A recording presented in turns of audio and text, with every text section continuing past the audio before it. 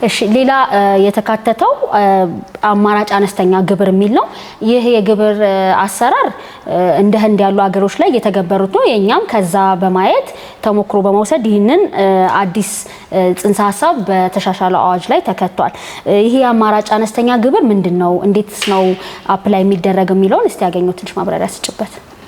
ይሄ አማራጭ አነስተኛ ግብር ተፈጻሚ የሚሆነው ማንኛውም ድርጅት ወይንም ሰው የሂሳብ መዝገብ የሚይዙትንና ጠቅላላ አመታዊ ግብራቸው ላይ ሂሳብ ግብር የሚከፍሉ ግብር ከፋዮችን አይጨምርም።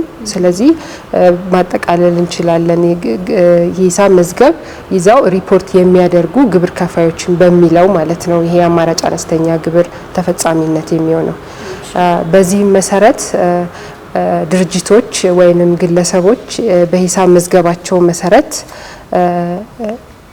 ግብራቸውን በሚያሳውቁበት ጊዜ የሚያሳውቁበት አመታዊ ግብር ከጠቅላላ ገቢያቸው 2.5 በመቶ በታች መሆን የለበትም ይላል። ያ ማለት የሚያሳውቁት ግብር ከ2.5 በመቶ የጠቅላላ ሽያጭ ገቢያቸው በታች ከሆነ ሊከፍሉ የሚገባቸው 2.5% ኦፍ የጠቅላላ ገቢያቸውን ይሆናል ማለት ነው።